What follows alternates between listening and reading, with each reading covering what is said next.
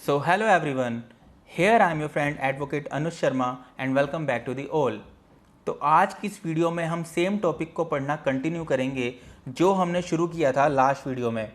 Last video में हमने शुरू किया था part 5 of the constitution the union executive, और उस वीडियो में हमने जाना था यूनियन एग्जीक्यूटिव के इंट्रोडक्शन के बारे में, साथ ही साथ देखा था यूनियन एग्जीक्यूटिव के रोल को भी, और ये भी जाना था कि यूनियन एग्जीक्यूटिव किन किन को कंसिस्ट करता है।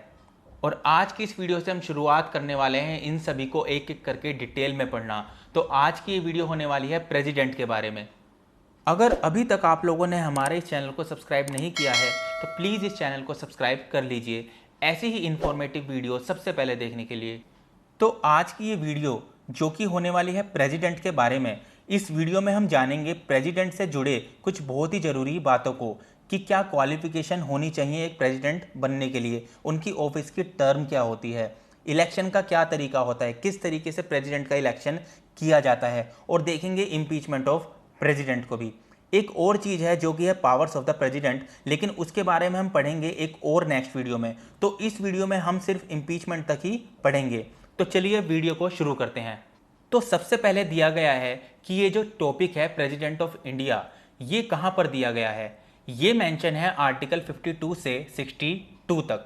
और जो सबसे पहला आर्टिकल है आर्टिकल 52, वो बताता है कि there shall be a president of India. India के एक प्रेसिडेंट होंगे और ये प्रेसिडेंट होंगे हेड ऑफ द स्टेट।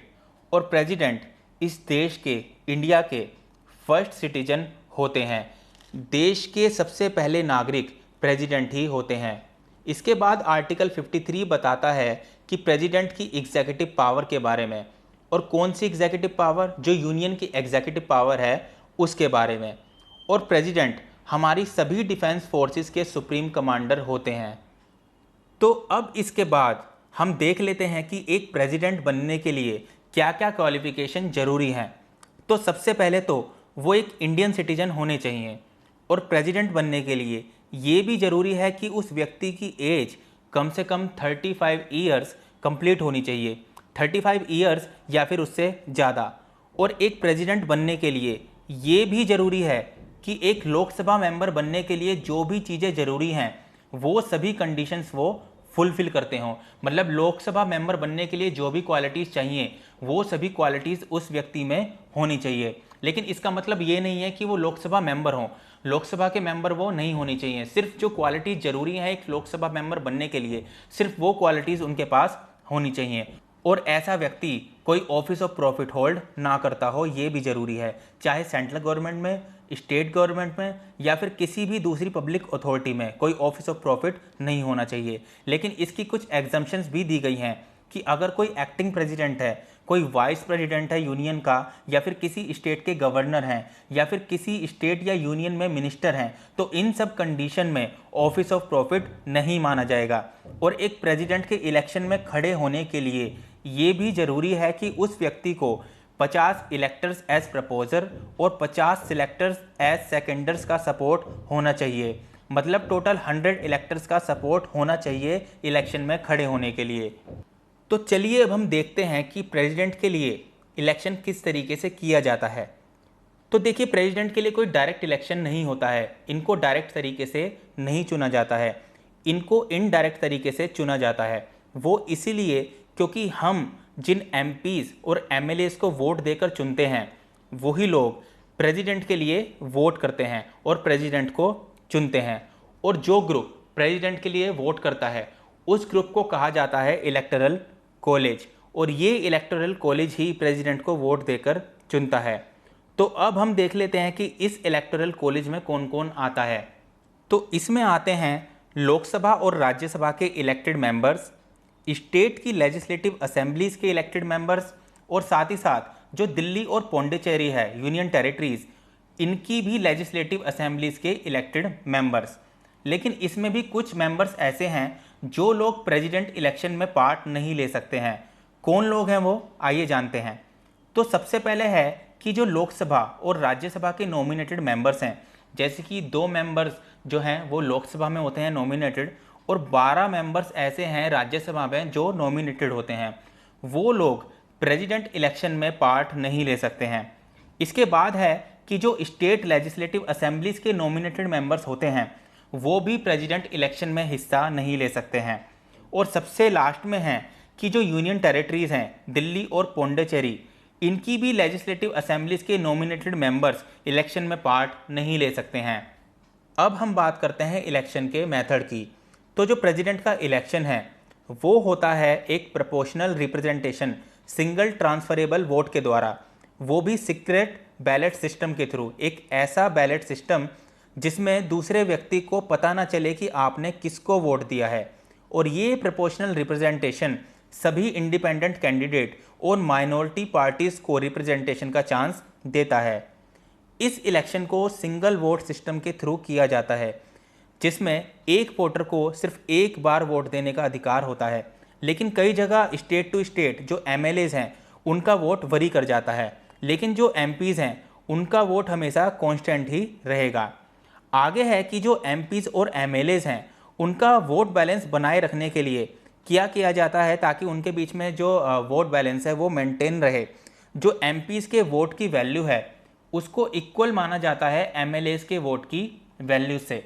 जबकि हम यहाँ पर ये देख सकते हैं कि जो नंबर ऑफ़ एमपीज़ के सामने नंबर ऑफ़ एमएलएज हैं वो बहुत ही ज़्यादा होते हैं। लेकिन इस बैलेंस को मेंटेन रखने के लिए, ताकि ये बैलेंस मेंटेन रहे, इसलिए जो दोनों के वोट्स की वेटेज है उसको इक्वल माना जाता है। अब आगे है कि प्रेसिडेंट के इलेक्शन से जुड़ा कोई भी डिस्प्यूट हो, कोई भी डाउट हो, उसका डिसीजन कौन लेता है? ये डिसीजन लिया जाता है सुप्रीम कोर्ट के द्वारा। कोई भी डिस्प्यूट हो इस इलेक्शन से जुड़ा हुआ, उस डिस्प्यूट के बारे में जो भी डिसीजन लेना होगा वो सुप्रीम कोर्ट ही लेगा और सुप्रीम कोर्ट के डिसीजन को फाइनल माना जाएगा। तो अब हम जानते हैं प्रेसिडेंट के ऑफिस की क्या टर्म होती है। तो प्रेसिडेंट अपने इस ऑफिस को 5 सालों के लिए होल्ड करके रखते हैं, जिस डेट से उनकी एंट्री होती है इस ऑफिस में। और अगर इन केस प्रेसिडेंट को रिज़ाइन देना हो अपने इस ऑफिस से, तो वो अपना रिज़ाइन किसको देंगे? वो देंगे वाइस प्रेसिडेंट को। वो अपना रिज़ाइन सौंपेंगे वाइस प्रेसिडेंट को। और प्रेसिडेंट अपने इस ऑफिस को तब तक होल्ड करके रख सकते हैं जब तक कि उनका कोई दूसरा सक्सेसर नहीं आ जाता है। मान लीजिए उनकी टर्म कंप्लीट हो गई है 5 सालों की, लेकिन अभी भी इलेक्शन नहीं हुए हैं, 1 महीना या 2 महीना, वैसे 6 महीने के अंदर अंदर इलेक्शन कराना जरूरी होता है। लेकिन जब तक कोई दूसरा प्रेसिडेंट नहीं आ जाता, चाहे वो 1 महीना हो गया हो या 2 महीने, तब तक ये अपने इस ऑफिस को होल्ड करके रख सकते हैं। और इन केस अगर प्रेसिडेंट की मृत्यु हो जाती है या वो रिज़ाइन दे देते हैं, तो जो वाइस प्रेसिडेंट हैं वो एक्ट करेंगे एज प्रेसिडेंट ऑफ इंडिया की तरह।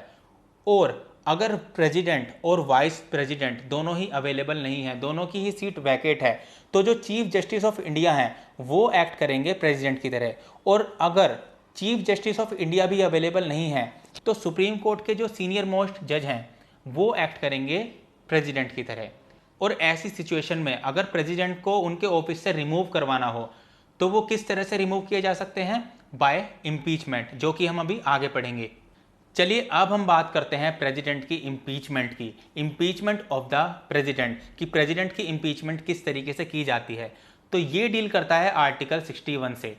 और अगर प्रेसिडेंट को रिमूव करना है उनके ऑफिस से तो उनको सिर्फ एक ही ग्राउंड पर रिमूव करवाया जा सकता है, अगर उन्होंने कॉन्स्टिट्यूशन का वायलेशन किया हो। इसके लिए एक रिजोल्यूशन को इंट्रोड्यूस कराया जाएगा पार्लियामेंट के किसी भी एक हाउस के अंदर, दोनों में से किसी भी हाउस में इंट्रोड्यूस कराया जा सकता है। और इस रिजोल्यूशन के इंट्रोडक्शन के टाइम पर उस हाउस के कम से कम 25% मेंबर्स का सपोर्ट इसको होना चाहिए। इसके बाद प्रेसिडेंट को 14 दिन का नोटिस पीरियड जाएगा और प्रेसिडेंट को मौका मिलेगा अपने आप को डिफेंड करने का। लेकिन अगर ये रिजोल्यूशन उस हाउस की 2/3 मेजोरिटी के साथ पास हो जाता है तो उसके बाद ये जाएगा पार्लियामेंट के दूसरे हाउस में, और पार्लियामेंट का दूसरा हाउस इन्वेस्टिगेट करेगा इन सभी चार्जेस को जो प्रेसिडेंट के ऊपर लगाए गए हैं, और वहां पर भी प्रेसिडेंट को मौका मिलेगा अपने आप को डिफेंड करने का। लेकिन अगर दूसरे हाउस में भी इन्वेस्टिगेशन के बाद ये रिजोल्यूशन पास हो जाता है 2/3 मेजोरिटी के साथ उस हाउस की, तो उस कंडीशन में प्रेसिडेंट को अपना ऑफिस रिमूव करना होगा, प्रेसिडेंट को अपना ऑफिस छोड़ना होगा, सेम उसी डेट से जिस दिन से ये रिजोल्यूशन पास हुआ है। तो फ्रेंड्स, ये था आज का हमारा वीडियो जिसमें हमने पढ़ी प्रेसिडेंट से रिलेटेड कुछ बहुत सारी ज़रूरी बातें, जैसे कि प्रेसिडेंट बनने के लिए क्या क्वालिफिकेशन होनी चाहिए, इनके इलेक्शन का क्या तरीका होता है, ऑफिस की टर्म क्या होती है और प्रेसिडेंट की इम्पीचमेंट किस तरीके से की जाती है। और जो एक टॉपिक बचा है पावर्स ऑफ द प्रेसिडेंट, वो हम पढ़ेंगे नेक्स्ट वीडियो में। तो फ्रेंड्स, अगर ये वीडियो पसंद आई है तो वीडियो को लाइक और शेयर जरूर कीजिएगा और चैनल को भी सब्सक्राइब जरूर कीजिएगा। मिलते हैं आपसे नेक्स्ट वीडियो में। Bye bye and thanks for watching the video.